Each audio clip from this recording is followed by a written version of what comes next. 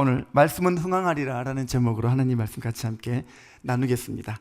한 아가씨가 간절히 기도했습니다. 주님, 제가 100살까지 살게 해주십시오. 오냐 허락하마. 그래서 이 아가씨가 하나님의 응답을 받고 너무 뛸 듯이 기뻐했고, 이왕 오래 살 거 좀 예쁘게 살자 해서 비싼 돈을 들여서 성형 수술을 했습니다.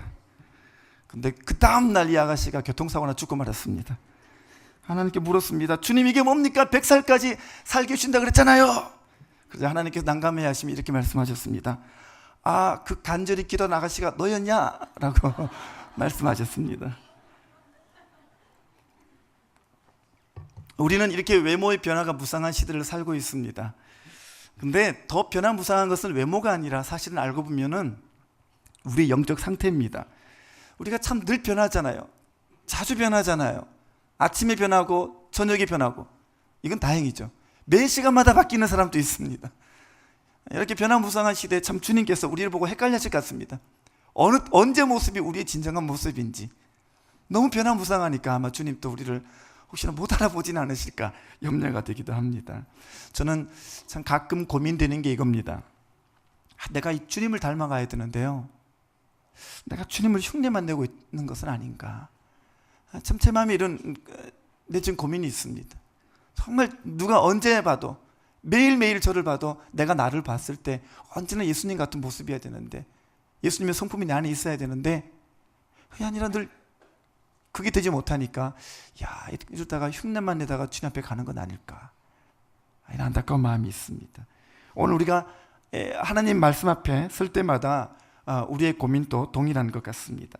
하나님 말씀이요, 나를 바꾸어 가고 나를 변케 하시고 나를 새롭게 하셔야 되는데, 그게 아니라 하나님 말씀이 나를 이렇게 바꾸는 척, 새롭게 하는 척, 변한 척, 이렇게 흉내만 내고 있는 것은 아닌가, 이렇게 돌아보게 됩니다. 아마 주님께서 여러분들에게도 그렇게 말씀하지 않을까요?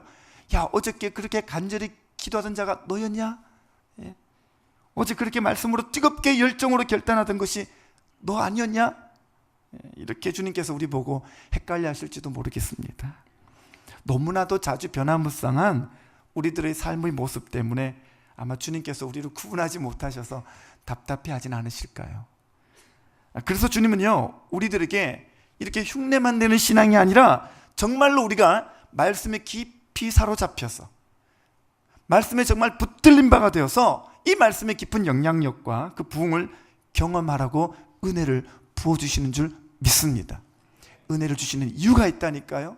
그렇게 변화무쌍한 삶을 살지 말고 주님 앞에 정말 온전하게 붙들림 받되 누가 언제나 봐도 동일한 신앙으로 그렇게 살라고 우리를 권면하고 도전하시고 은혜를 주시는 줄 믿습니다. 아까 노래 불렀죠. 주님은 주시며 주님은 찾으시네. 많은 분들이 헷갈려합니다. 주님은 주님이시며로 이 가사를 오해하시는데요, 원래 원문 가사는요, 주님 give and take라고 그랬어요. 주님은 주시며 찾으신다 그랬어요. 그게 원래 그 가사의 의미가 그것입니다. 오늘 아신 분도 계신가요? 주님께서 은혜를 주실 때는요, 그 은혜를 주시고 그 은혜에 맞는 우리의 삶을 찾기를 원하시는 거예요. 주님이 은혜를 주셨다면 그 은혜에 합당한 삶을 보기를 원하시고 그걸 찾기를 원하시는 거예요. 아버지께서 우리에게, 하나님께서 우리에게 은혜를 주실 때 그 모습에 합당한 모습들을 여러분이 내어드릴 수 있는 믿음의 사람들 되시기를 축원합니다. 그래서 저는요, 큰 기대감에 부풀어 있습니다. 지금 제 마음에 가면 갈수록 제 마음에 큰 기대가 있어요. 왜냐하면 주님께서 지금 우리 가운데 말씀의 역사를 부어주고 계신데, 주님께서 우리를 하여금 이 말씀의 체질로 바꾸고 계신데, 주님께서 조금씩 이 말씀의 부흥의 조짐을 보여주고 계신데, 과연 이 말씀의 역사는 어디까지 우리가 경험할 수 있을 것인가? 여러분도 기대가 되지 않으십니까? 주님께서 부으시는 은혜가 여기까지 왔다가 끝일까요? 그렇지 않다라는 거예요. 주님께서 말씀의 역사를 부어주고 계신데 과연 우리가 어디까지 이 말씀의 역사를 경험할 수 있을 것인가? 과연 이 말씀의 충만이라는 것이 어느 수준일까?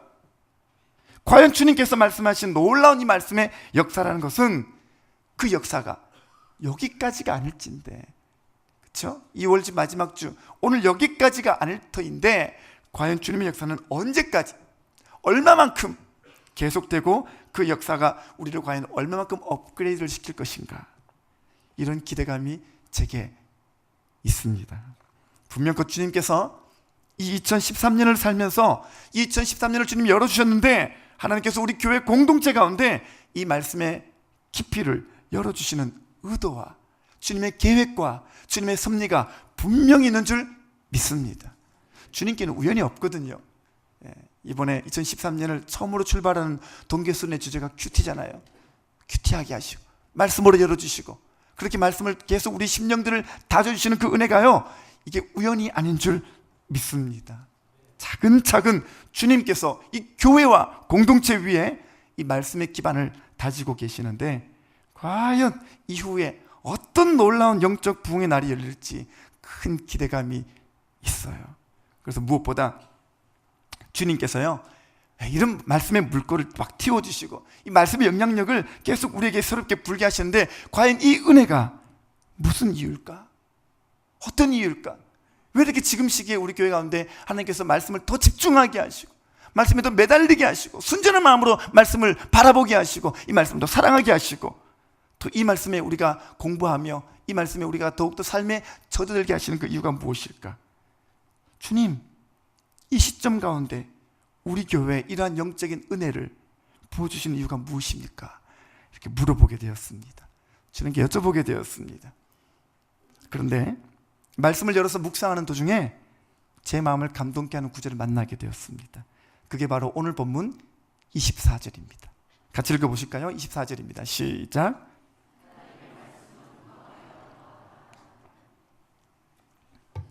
하나님 말씀은 어떻게 해요? 흥황하여 더하더라. 이 흥황이라는 단어는, 이 한글 단어는 우리가 잘 쓰지 않는 단어죠. 오늘날은 잘 쓰지 않는 단어입니다. 이 헬라어로 흥왕이라는 말은 헬라어로 아욱사노라는 단어인데, 이 말은 자라다, 성장하다, 커지다, 이런 뜻을 가지고 있습니다. 지금 가만히 이 단어를 보니까요, 지금 우리 교회 가운데 벌어지고 있는 모습과 모양 같습니다. 지금 하나님께서 우리 교회 각 성도들, 각 목장, 그 영혼마다 말씀으로 더 면밀하게 주님께서 자라게 하시고 더 건강하게 성장하게 하시고 또 더 견실하게 커가게 하는 모양과 너무나도 일치되는 구절이 아닐 수가 없습니다. 지금 보니까 여러분의 목장과 여러분의 영혼에 나타나고 있는 지금 모든 현상들을 보니까 저 단어로 압축되어지는 것 같아요. 아욱사노, 흥황, 조금씩 물론 사람에 따라 편차는 어떤 사람은 많이, 어떤 사람은 조금, 어쨌든 그 말씀이 흥황하고 부흥해져 가는 줄 믿습니다. 근데 제가요, 사도행전을 처음부터 살펴보니까, 성경 보니까 하나님께서 특별하게 하나님 말씀을 흥황케 하셨다라는 구절이 오늘 본문에만 나오는 게 아니라 사도행전에 3번 나온다는 것을 발견하게 되었습니다. 근데 3번 다 똑같이 흥황이라는 아욱사노라는 단어가 쓰여 있는데, 이 단어가 쓰여질 때 공통점이 있더라고요. 이 단어가 나오는데 세 본문 다 다른 본문인데 그 본문에마다 이 단어가 나올 때 가만히 유념해서 보니까 3가지 묘한 일치점이 있는데, 다름 아니라 교회가 위기를 맞을 때였어요. 하나님께서 교회가 위기를 맞을 때 그때 분명히 따라오게 하신 게 뭐냐면 말씀의 흥황이에요. 살펴볼까요? 사도행전 6장 7절입니다. 여기도 보니까 나오죠? 같이 읽어보겠습니다. 시작.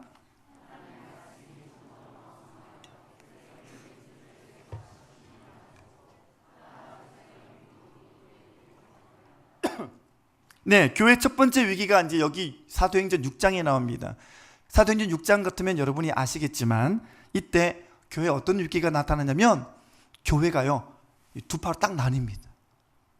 파가 나뉘는데 헬라파 사람, 히브리파 사람이 딱 나눠요. 그래가지고 이 교회가 나눠지게 생겼어요. 그때 하나님께서 그 위기를 극복하는 과정 가운데 방금 읽은 7절 말씀, 하나님 말씀이 점점 왕성, 여기는 왕성이라는 단어를 썼죠. 똑같이 아욱사노가 쓰였어요. 똑같이 주님께서 이 가운데도 이 위기를 극복하는 지혜, 이 위기를 극복하는 원동력, 힘을 무엇으로 주셨냐면 하나님 말씀을 흥황케 하심으로 말미암아 이 위기를 뛰어넘게 하십니다. 두 번째로 등장하는 게 언제냐면 오늘 본문 말고 뒷본문 보면은 사도행전 19장 20절 보면 이때도 보실까요? 여기 적어놨죠. 이와 같이 주의 말씀이 힘이 있어 흥황하여 세력을 얻으니라 이렇게 말합니다. 이때도 교회의 위기가 몰아닥칩니다. 다름 아니라 이 에베소에서 바울이 3개월 동안 집중적으로 말씀을 가르쳤어요. 근데 그럴 때 있죠, 그죠? 아무리 가르쳐도 반응이 없을 때. 지금 이 사도행전 19장이 바로 그럴 때였어요. 3개월 동안 집중적으로 가르쳤는데 이때 성경은 이렇게 기록합니다. 사람들의 마음이 굳어져서 순종치 않고 무리 앞에서 하나님의 도를 오히려 비방합니다. 잘 안 먹혀요. 그때 위기가 생겼어요. 그럴 때 있죠. 해도 안 될 때, 뭘 해도 진전이 안 되고 열매가 없을 때 그때 큰 한계를 만나는데 이게 또한 우리 입장에서는 위기잖아요.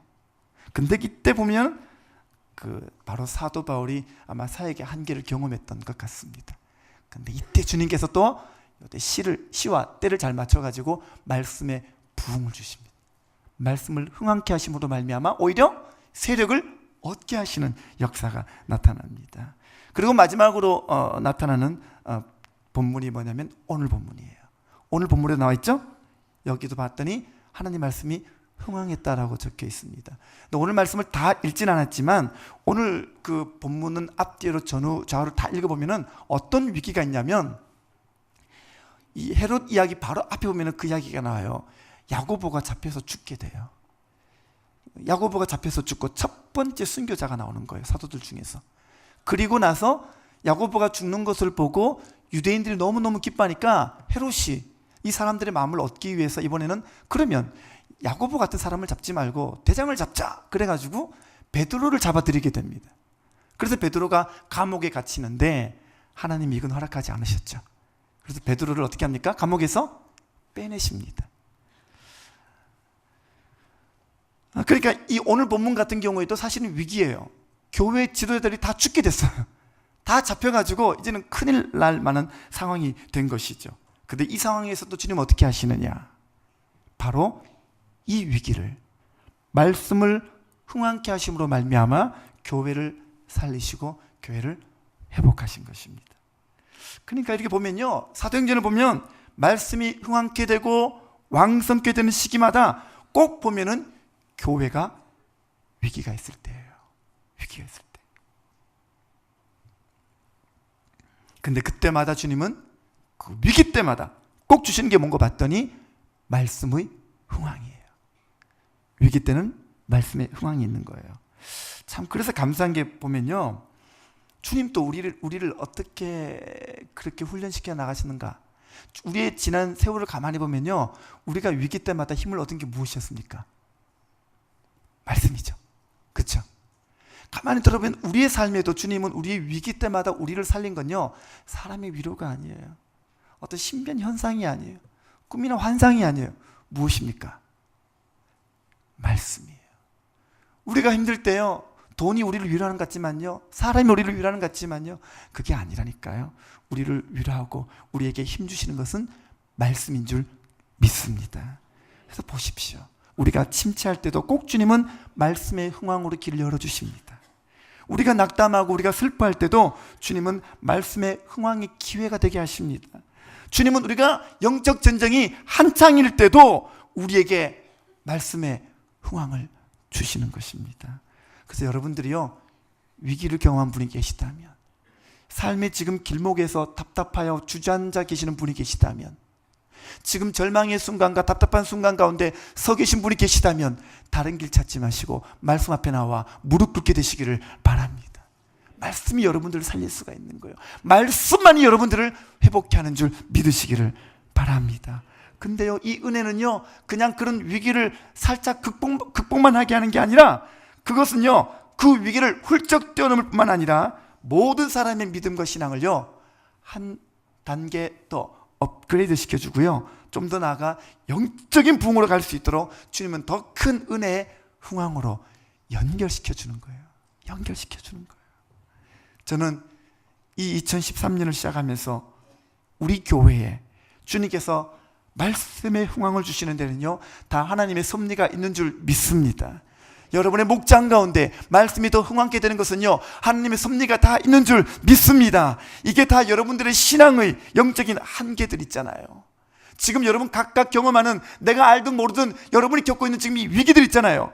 그 위기들을 다 뛰어넘고 다른 차원의 삶을 살도록 하시고 그런 영적인 부흥을 누리게 하시라는 주님의 섭리인 줄 믿습니다. 예. 말씀이 눈에 안 들어오던 분들이요, 말씀을 붙잡고, 말씀이 묵상이 안 되던 분들, 말씀에 적용을 못했던 분들이요, 이제는 새로운 말씀의 세계에 눈떠 이 말씀을 붙잡고 이 말씀을 적용하고 또 이 말씀이요 정말 다른 차원으로 정말 사모되어지고 이 말씀을 사랑하게 되고 또한 이 말씀이 내 삶의 전부임을 경험하게 되는, 이와 같은 흥황에는 다 이유가 있는 줄 믿습니다. 예.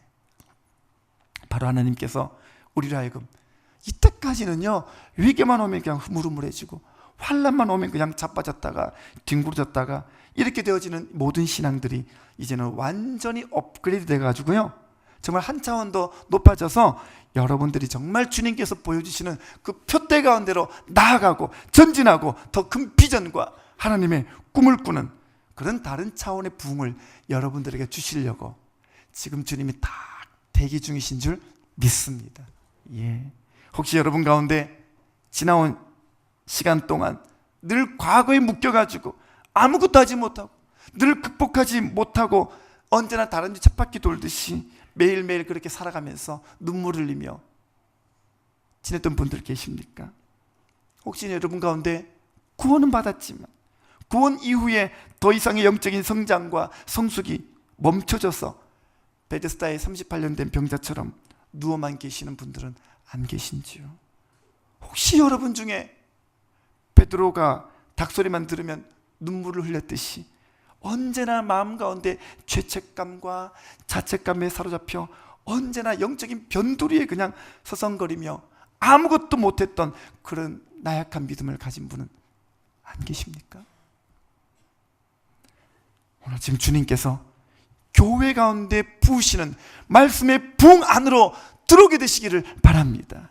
주님께서 그런 위기의 사람들, 그런 위기의 목장을 구하기 위해서 우리에게 계속 이런 말씀의 흥황을 열어주시는 줄 믿습니다. 주님께서 물이 파다 덮음같이 여호와의 영광을 인정하도록 하실 그 부흥의 큰 파도를 우리에게 지금 막 부어주고 계신 줄 믿습니다. 이 파도가 칠 때는요, 파도를 타야 되거든요. 근데 파도를 치는데 그냥 꼬르륵 하고 그냥 잠수하는 분이 계십니다. 이 파도가 닥칠 때는 이 파도를 잘 타게 되시기를 바랍니다.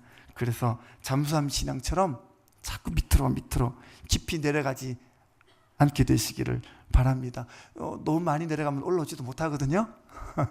그러니까 지금 하나님께서 새로운 말씀의 파도를 불게 하실 때 여러분 모두가 다 이렇게 올라서게 되시기를 바랍니다. 오랜 겨울 내내 꽁꽁 얼었던 내 신앙에 주님이 이제 봄을 주시려고 이제 따스한 기운으로 봄 같은 말씀의 계절을 허락하시는 줄 믿습니다. 두터운 외투 같은 그런 껍질들을 다 내어버리고 이제 따스한 주님의 봄의 계절을 맞이하는 귀하고 복된 성도님들 되시기를 주님의 이름으로 축원합니다. 자, 그러면 오늘 본문을 통해서 주님께서 말씀의 흥황을 일으키시는 모습을 통해서 우리에게 주시는 영적인 교훈들이 무엇인지를 함께 살펴보겠습니다. 먼저 20절에서 23절입니다. 같이 읽어보겠습니다. 시작.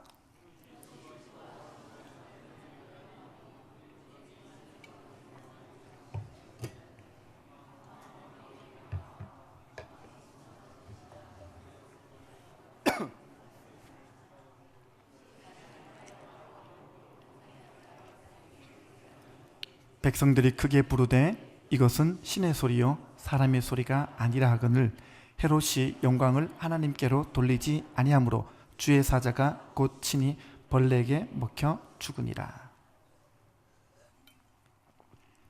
자, 오늘 본문은요 말씀의 흥황했다라는 이야기가 나오고 있는데, 그런데 이 말씀을 가만히 보면은 생각지 않은 인물이 등장을 하고 있습니다.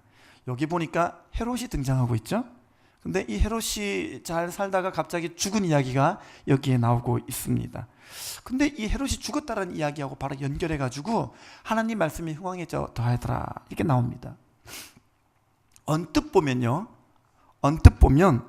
이 헤롯이 죽었다라는 말씀과 하나님 말씀이 흥황했다라는 이 말씀이 이게 뭐가 연결이 되나 이해가 안 돼요. 헤롯이 죽었으면 죽었지, 이거하고 하나님 말씀이 흥황했다라는 사건은 어떻게 연결되는 것인가? 그렇죠?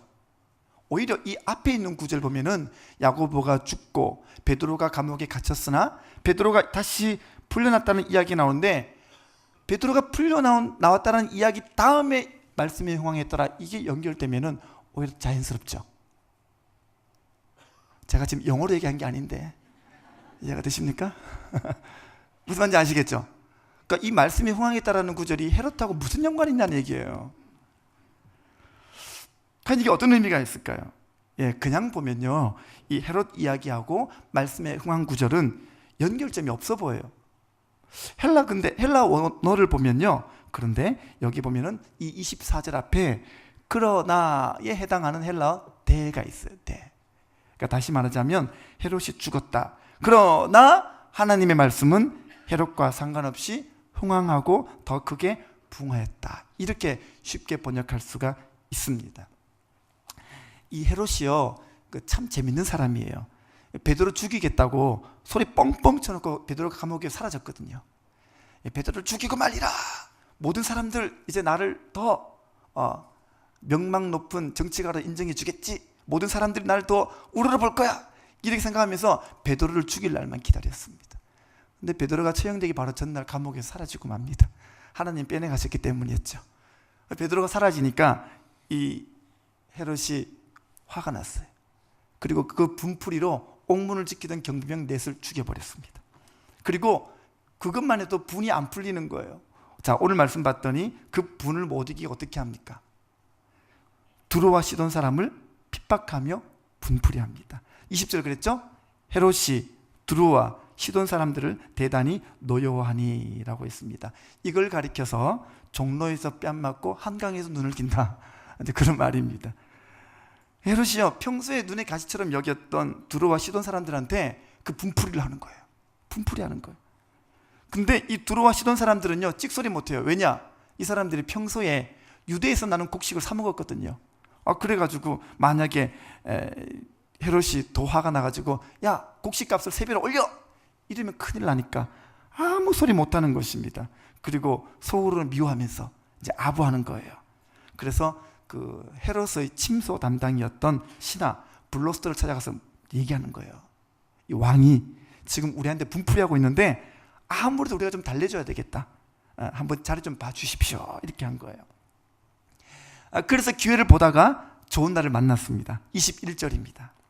헤롯이 나를 택하여 왕복을 입고 단상에 앉아 백성에게 연설하니 그랬습니다.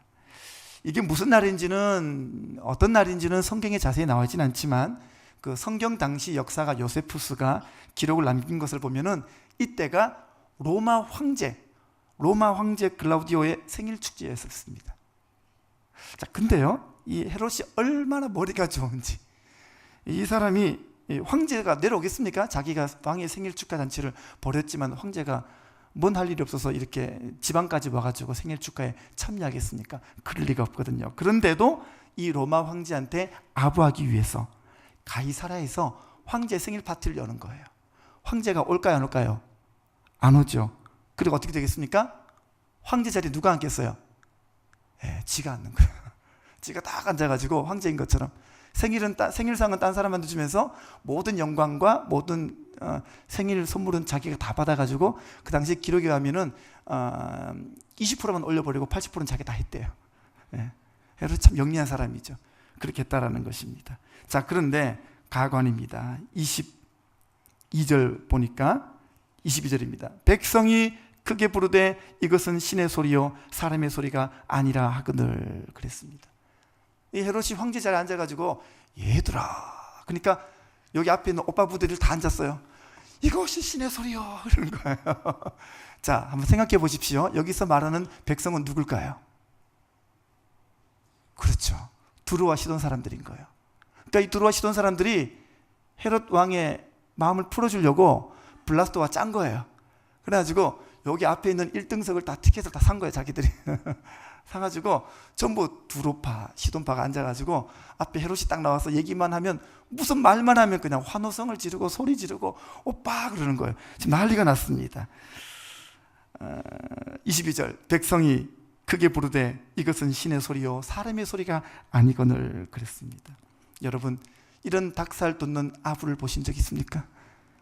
대단한 아부입니다. 지금 이 두루와 시돈 사람들이 그렇게 하는 거예요.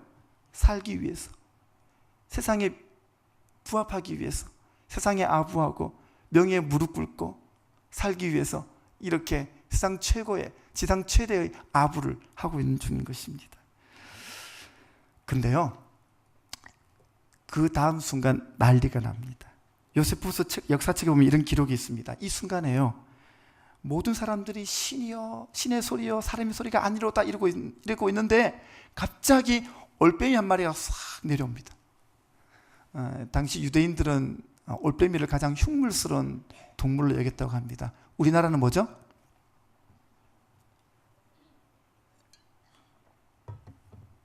우리나라는 까마귀죠. 근데 유대인들은 올빼미를 가장 흉물스러운 동물로 여겼답니다. 근데 그 순간에 올빼미가 딱 내려오더니 단상에 딱 앉더래요. 그리고 이 헤롯을 딱 노려보더랍니다. 그리고 순간 그냥 헤롯이 자빠집니다. 죽어버렸어요. 그 순간에 헤롯이 복통을 일으키면서 쓰러졌더라, 이런 요세푸스의 기록이 있습니다. 근데 요세푸스 기록에 그가 죽을 때 이렇게 말하고 죽었답니다. 너희가 나를 신으로 부른 것 때문에 나는 죽노라, 그랬다는 것이죠. 이 사람이요, 평생 딱 한 번 옳은 소리하고 죽었습니다. 이때 그 소리하고 죽은 거예요. 보세요, 참 헤롯의 인생이 참 재밌죠. 베드로를 죽이려고 그랬지만 뜻한 바대로 되지 않으니까 이 두로와 시돈에게 화풀이하는 분풀이 인생. 자기 안에 있는 이 한을, 자기 안에 있는 분을 억제하지 못하고 이거를 해결하지 못한 채 꼭 누구에게 분풀이야만 속 풀리는 그 인생인 거예요. 사람들의 찬사와 환호를 들어야만 하고 그들의 아부에 눈먼 사람, 욕심의 사람 헤롯. 이러한 자기 권력이 천년 만년 자기를 지켜줄 것으로 생각하고 그 권력에 눈이 멀어 감히 하나님과 맞먹으려 했던 불쌍한 인간 헤롯. 여러분, 이 헤롯의 결국이 어떻게 됩니까? 어떻게 돼요? 결국엔요, 하나님의 말씀대로 된 줄 믿습니다. 여러분, 누가 봐도요, 헤롯은 예수 믿는 사람이 아니잖아요. 헤롯은 불신자잖아요. 어떻게 보면요, 이 헤롯은요, 하나님 말씀과 상관없고 하나님의 그 말씀에 영향을 주지도 못하는 그러한 특별한 인생처럼 보일 수도 있어요. 그러한 헤롯이 가졌던 무소불위의 권력은요, 하나님 말씀 없이도 잘 살고 잘 누리고 잘 살 것처럼 보였었습니다. 그런데요, 사람들이 가장 최고의 극존칭 언어, 당신은 신이요, 이렇게 최고의 자리로 딱 올려졌을 때 이 헤롯은요, 아무 이유 없이 죽고 말았습니다. 이것은요, 아무리 최고의 권력 헤롯이라 할지라도 하나님 말씀 아래에 있다는 것을요, 극명하게 보여주는 예인 것입니다. 헤롯도 하나님 말씀 아래에 있는 거예요. 이 세상의 모든 사람들은 다 하나님 말씀 아래에 있는 줄 믿습니다. 왜 그렇습니까? 성경 보세요. 사무엘상 2장 30절입니다. 여기 뭐라고 했습니까? 나를 존중히 여기는 자는 내가 존중히 여기고 나를 멸시하는 자는 내가 어떻게 해요? 경멸하리라 그랬잖아요. 하나 더 보실까요? 말라기 4장 1절입니다. 만군의 여호와가 이르노라, 보라, 용광로 불같은 날이 이르리니 교만한 자와 악을 행하는 자는 다 지푸라기 같을 것이니라. 그 이른 날이 그들을 살라 그 뿌리와 가지를 남기지 아니할 것이로다. 아멘. 저는 이게 하나님 말씀인 줄 믿습니다. 그리고 이게 하나님 말씀이기 때문에 헤롯이 당장 죽어버리는 것은요, 이것은 신기한 일이 아니라 당연한 거예요. 당연한 거예요. 보십시오. 헤롯은요, 하나님 말씀을 알지도 못하고 믿지도 않았지만 이 말씀대로 죽은 거예요. 이 말씀대로 죽은 거예요. 여러분, 그렇습니다. 하나님 말씀 없이, 하나님 말씀과 상관없이 살던 헤롯도요, 그 말씀대로 하나님께 경멸되고요, 그 인생이 용광로 앞에 지푸라기처럼 다 이렇게 태워지고 말았습니다. 아주 헛되게 태워지고 말한 거예요. 여러분, 그렇습니다. 우리 모두도 한 사람도 어김없이 이 말씀의 살아있는 영향력 아래, 이 말씀의 권능 아래 있는 줄 믿습니다. 그래서 우리가 고백하잖아요. 푸른 마르고 꽃은 시드나 주의 말씀은 영원하도다. 할렐루야. 우리 모두가 다 이 말씀의 영향력 아래 있는 거예요. 우리가 인정하든 인정하지 않든 모두가 이 말씀 아래 살아가는 거예요. 아멘입니까? 그래서 그 말씀의 진리는 모든 사람에게 다 유효하고 모든 사람에게 다 통하는 것인 줄 믿습니다. 여러분, 그래서요, 오늘 말씀이 그러나로 연결되어지는 거예요. 그래서 오늘 읽은 24절 말씀이 그러나로 연결되어지는 거예요. 그러나 하나님 말씀은 흥왕하여 더하리라. 여러분, 헤롯이요, 아무리 지 마음대로 살아도 하나님 말씀은 흥왕하여, 말씀은 말씀대로 역사하는 줄 믿습니다. 헤롯이 아무리 말씀과 상관없다고 말을 해도, 그런 말씀과 상관없는 인생이라 하더라도, 여러분, 헤롯의 인생도 말씀대로 결론나는 거예요. 결론나는 거예요. 그러니까 우리가 어떻게 고백해야 되겠습니까? 우리가 어떻게 이 말씀을 붙잡아야 되겠습니까? 우리가 이 말씀을 어떻게 여겨야 되겠습니까? 이 세상에 많은 사람들이요, 헤롯처럼 자기 욕망대로 수단 방법 가리지 않고 그렇게 살아도, 그러나 나는 이렇게 하나님 말씀에 흥왕케 하심을 따라 살겠다라고 여러분은 고백해야 됩니다. 이 세상에 전부 다 믿음 없이 내 고집과 내 야망도 살아도, 그러나 나는, 여러분이 그렇게 고백하셔야 된단 말이에요. 이 세상에 전부 다 자기가 옳고 자기가 그러다라고 그렇게 선 긋고 살아가도, 그러나 나는 이라고 여러분들은 그와 같은 믿음의 언어를 갖고 있어야 되는 것입니다. 같이 해볼까요? 주먹 다 감지시고, 그러나 나는, 좀 더 세게 해야 믿음이 조금 쏙 들어갈 것 같습니다. 한 번 더, 그러나 나는, 아멘입니까? 세상의 모든 사람들이 말씀과 상관없이 살아도, 그러나 나는 이어야 돼요. 아멘입니까? 모든 사람들이 믿음 없이 내 고집과 내 생각대로 살아도, 그러나 나는 이어야 말해야 되는 거예요. 오늘 우리가 이 믿음이 우리 안에 다 회복되어야 되는 줄 믿습니다. 그래서 우리가 여기서 영적인 중요한 교훈 하나 발견하게 됩니다. 바로 다름 아니라 이 말씀이 흥황해지기 위해서 우리가요, 세상에 대하여 그러나 나는, 이거를 외칠 수가 있어야 한다는 것입니다. 이걸 외쳐야 돼요.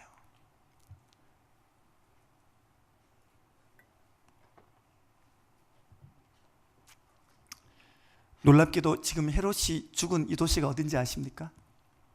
성경 본문을 탐색해 보면 여기가 가이사라예요. 가이사라까지 와서 죽었어요. 여러분, 가이사라 그러면 뭐가 딱 떠오릅니까? 뭐가 떠오르죠? 예수님께서 제자들에게 물으시죠. 너희는 나를 누구라고 생각하느냐? 그때 고백합니다. 주는 그리스도시요 살아계신 하나님의 아들입니다. 예수님께서 뭐라고 말씀하십니까? 옳다. 내가 너희 이 고백 위에 내가 교회를 세우리니 음부의 권세가 이기지 못하리라. 그렇게 선언하여 주신, 교회를 정의하여 주시고 교회의 출발점을 딱 찍어주셨던 그 장소가 어디냐면 가이사랴예요. 놀랍게 일치가 되지 않습니까? 여러분, 가이사랴, 모든 사람들이 욕망으로 가득한 이곳, 모든 사람들이 자기 욕심에 따라 세상에 아부하는 이곳, 모든 사람들이 황제만 바라보고 황제를 신으로 숭상하며 황제에게 아부하는 이곳, 모든 사람들이 자기 야망에 따라 서로서로 속이며 서로서로에게 화풀이하고 분풀이하고 자기 한을 갖고 자기 욕심을 갖고 자기 욕망을 따라 살아가는 곳, 그곳이 어디냐? 가이사랴예요. 그러나 이곳에서 주님은 뭘 말씀하고 계십니까? 모든 사람들이 그렇게 살아가도, 그러나 너는, 주는 그리스도시요 살아계신 하나님의 아들을 모시고 살라라고 그렇게 교회를 정의하시며 교회를 세워주신 이곳이 바로 어디냐면 가이사랴예요. 여러분, 우리가 이와 같은 영적인 가이사랴에 살고 있는 줄 믿습니다. 우리가 다 영적인 가이사를 살고 있잖아요. 이 교회 문 밖에만 나가기만 해도 이 세상이 얼마나 혼탁합니까? 이 세상의 욕심들이 얼마나 여러분들을 휘감습니까? 여러분들도 주변에 보십시오. 전부 다 이 세상에 아부하는 사람들, 세상에 살아남기 위해서 서로서로 속고 속이고 자기 욕심에 따라서 저울질하고 그렇게 자기 욕망과 자기 야망에 따라서 그렇게 넘어지고 울고 웃기도 하면서 그렇게 살아가는 사람들이, 이거 영적인 가이사라가 우리 주변에 펼쳐져 있는 것이에요. 그러니까 우리가 예수 믿기가 얼마나 힘든지 모르겠어요. 이 시대가요, 가면 갈수록 그 당시 가이사라와 너무너무 닮았어요. 모든 사람이 세상에 아부에만 살아남을 수가 있잖아요. 모든 사람들이 다 자기 욕망과 욕심대로 살아야만 조금 뭔가 좀 나가는 것 같잖아요. 잘 나가는 것 같잖아요. 모든 사람들이 다 하나님이 계셔야 될 그 자리에 자기가 앉아있고 자기가 다 하나님이 되어 있는 그런 시대인 것입니다. 이때 교회는 어떤 고백을 할 것인가? 나는 어떤 고백을 할 것인가? 이것을 우리가 고민해야 되는 것입니다. 여러분, 사람들에게 휩쓸리지 마세요. 여러분, 세상에 휩쓸리지 마시기를 바랍니다. 우리는 어떤 고백을 해야 되냐? 그러나 나는, 아멘입니까? 그러나 나는 오직 예수. 그러나 나는 하나님의 말씀. 그러나 나는 주님 앞에 주님만 사랑하다가 주님만 바라보다가 주님만 의지하다가 살아갈 인생이다 라고 고백해야 될 줄 믿습니다. 오늘 그런 고백 위에 서 있을 때 주님은 우리 목장을, 우리 교회를, 아니 우리 한 영혼 한 영혼을 다시 말씀이 흥황하는, 다시 말씀이 부흥하는 그런 봄의 계절이 오게 할 줄 믿습니다. 이제 여러분 한 사람 한 사람이 다시 이 세상에서 주인공 되기를 포기하고 정말 이 세상에서 내가 조연으로 살지라도 오직 내가 하나님 말씀만 붙잡고 살겠다라는 그런 결단들이 오늘 이 시간 회복되시기를 주님의 이름으로 축원합니다. 자, 또 하나 살펴볼 것은 25절입니다. 25절입니다. 같이 읽어보겠습니다. 시작.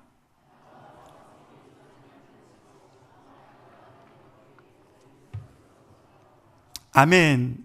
자, 여기도 묘한 연결점이 보입니다. 말씀이 흥황해지리라. 이 말씀이 어떻게 또 연결되는가 봤더니 바울과 바나바가, 바나바와 사울이라 그랬죠? 이 바울의 옛날 이름이 사울인가 아시죠? 이 바나바와 사울이 부조하는 일을 하고 돌아온 사건과 연결되고 있습니다. 근데 이것도 가만히 보면 좀 그래요. 이 바나바와 사울이 부조 사역을 하러 떠났다는 이야기가 언제 나와 있습니까? 성경책을 한 장만 딱 넘겨보면은 11장 말미에 그게 나와 있어요. 11장 말미에 그게 나와 있고, 시간적인 배열이라면 시간적으로는 이 사건이 11장 끝에 위치해야 맞는 거예요. 바나바와 바울이 이제 부조 마치고 돌아온 이야기가 11장 끝에 가야 되니까 차라리 거기 가는 것이 더 시간적 배열상으로 맞는 이야기입니다. 그런데 유독 이 말씀이, 하나님의 말씀은 흥황하여 더하더라, 이 말씀 뒤에, 의도적으로 뒤에 서술되어 있는 것은 특별한 이유가 여기 있어요. 그게 뭐냐면요, 하나님의 말씀은 흥황하여 더하더라, 이 말씀을 중간에 딱 놓고 양쪽에서 헤롯과 바나바와 사울의 인생을 비교하고 있는 거예요. 하나님 말씀이 흥황하여 더하더라는 이 말씀이 중간에서 무게중심을 딱 잡고, 한쪽에는 스스로 하나님이 되어서 자기 욕망을 섬기던 헤롯의 삶, 그 저주의 심판의 인생을 보여주고 있다면, 한쪽에서는요 하나님 말씀에 순종하여 성도를 섬기는 일에 자기 인생을 내어드리는 삶을 살아갔던 바나바와 바울과 마가 이야기를 다루고 있는 거예요. 여러분, 오늘날에야 어디를 여행 가든지 간에 그냥 비행기로 가면은 그냥 반나절 뚝딱입니다. 그죠? 금방 갈 수가 있습니다. 근데 그 당시에는요, 유대 지역을 다니다가 이 예루살렘으로 돌아오는 이 일은요 수개월이 걸리는 사역이에요. 걸어가거나 낙타 타고 가거나. 낙타를 타보니까 걷는 거라고 똑같더라고, 속도가요. 낙타를 타는 이유는 그냥 덜 힘들려고 하는 것 뿐이죠. 속도는 똑같습니다. 그러니까 낙타를 타고 다니든 나귀를 타고 다니든 그 유대 땅을 전역을 돌아다니면요 그냥 하루 이틀 만에 끝낼 수 있는 일이 아니에요. 수개월, 어떤 의미에서는 수년 걸리는 일이기도 합니다. 근데요, 이 사람들이 정말 세상 사람들이 보기에 거창한 일을 한 것도 아니고 그냥 부조전한 일을 이렇게 수개월 걸려서 목숨 내놓고 광야를 여행하며 낙타에다가 자기 몸을 의지하여 교회를 돌아보고 왔을 뿐인 것이에요. 그냥 딱 보면요, 이게 얼마나 따분하고 재미없고 인생을 허비하는 것 같은 그런 소모적인 인생인지 몰라요. 예. 근데요, 중요한 것은 하나님의 말씀이 바나바와 사울과 마가에게 임하여 그 일을 하게 하셨을 거예요. 하나님 말씀이 그들을 움직였을 거예요. 그런데요, 세상에서 볼 때는 주인공이지도 않은 그들, 별거 없어 보이고 아무것도 아닌 것 같은 그들이요, 정말 그렇게 주님 앞에 인생을 허비했지만 놀랍게도 주님께서 이후로 이 사람들의 삶 가운데 정말 말씀이 흥황되어지는 역사를 보여주십니다. 예. 예를 들어서 지금 움직이는 이렇게 바울과 바나바와 마가가요, 이 사건 이후로 어떤 일들이 나타나냐면요, 마가는요 이 여행을 돌아와가지고 마가복음을 써요. 마가복음에는 엄청난 그 복음서를 쓰죠. 바울은요, 바울도 이후로 신약 성경의 4분의 1을 자기가 적잖아요. 바나바 역시 이후로 사도행전의 아주 주요 인물이 됩니다. 여러분, 그렇습니다. 겉으로 볼 때는 아무것도 아닌 인생, 그러나 하나님 말씀에 순종하며 살아갈 때 주님께서 그들의 인생 자체를 흥황케 하시는 줄 믿습니다. 세상에는 조연이겠지만 하나님 나라에서는 주인공으로 쓰임받는 탁월한 인생이 되는 줄 믿습니다. 오늘 우리는 하나님 말씀이 흥황하고 있습니까?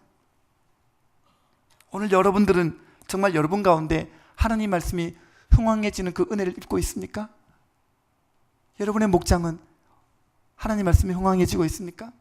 얼마나 많은 사람이 가면 갈수록 더 이 말씀의 흥황을 경험하고 있습니까? 나에게도 이 하나님 말씀이 흥황하고 있습니까? 여러분, 꼭 기억하십시오. 헤롯처럼 세상에서 한번 이렇게 주인공이 되어보겠다고 그러는 사람에게는요, 이런 흥황이 나타나질 않습니다. 하나님의 흥황은요, 그런 차원이 아니에요. 하나님의 흥황은 우리 안에 이 말씀이 성취되고 하나님 말씀이 나타나고 이 말씀을 사랑하고 이 말씀을 사모하는 사람들의 삶에서 나타나는 흥황인 줄 믿습니다. 이번에 인도 단기 선교팀이 어제 귀국했습니다. 왜 저렇게 많은 돈을 들여가지고 저렇게 다녀오냐, 그럴지도 모릅니다. 가가지고 인도말로 복음 전하고 온 것도 아니고 그런데 그렇게 인생 허비하는 것 같은 소모적인 스케줄을 다녀온 게 그게 뭐가 또 대단하냐 이렇게 말할지 모르겠지만 그게 겉으로 보는 거예요. 겉으로 보는 거예요. 여러분, 겉으로 보면요, 하나님 일은 전부 다 그렇게 보여요. 겉으로 보면요, 하나님의 사역은 다 그렇게 보여요. 겉으로 보면요, 우리가 인생들에게 영혼에게 쏟아붓는 모든 일들이요 다 그렇게 보여요. 그거 뭐하러 하냐? 그거 왜 갔냐? 그거 왜 하냐? 다 그렇게 묻는 것들이에요. 그러나 하나님이 주시는 그 말씀의 감동과 도전에 순종하여 다녀오면요, 그 인생이 흥황케 되는 거예요. 흥황케 되는 거예요. 여러분, 이렇게 이번에 인도 단기 선교팀을 보내고 같이 중보한 우리 교회도 같이 흥황케 되는 줄 믿습니다. 이번에 인도 단기 선교팀 다녀온 10분의 우리 성도님들도 다 그 삶 가운데 말씀이 흥황케 되어지고 인생이 흥황케 될 줄 믿습니다. 여러분, 그렇습니다. 우리가요, 주님의 일을 할 때는요, 계산하지 마세요. 자꾸 자로 재지 마세요. 안에 들어와서 봐야 되거든요. 겉으로 보면요, 교회 일과 사역과 말씀 때문에 여러분이 인생을 걸고 말씀에 순종하며 사는 것들은요, 서양 사람들이 볼 때는 이해가 안 돼요. 그거 왜 하냐?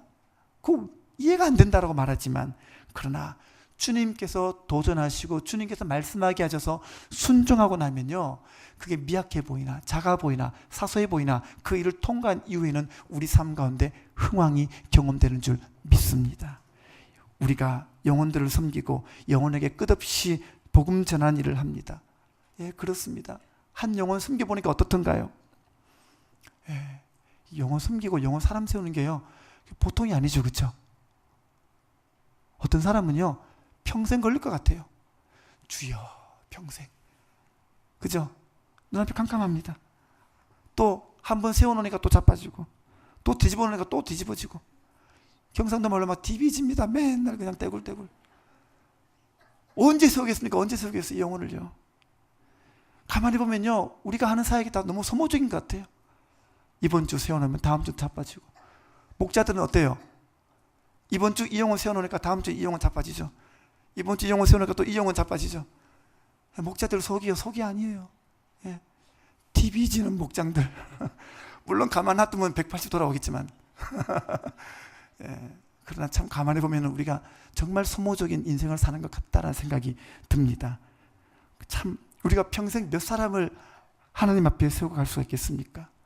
그러나 계산기 두드리면요, 소모적이고 따분하고 재미없지만, 그러나 우리가 주님 앞에 한 영혼이라도 세우고 섬기고 챙겨주고 사랑하면 우리 영혼이, 우리의 심령이 흥황케 되는 줄 믿습니다.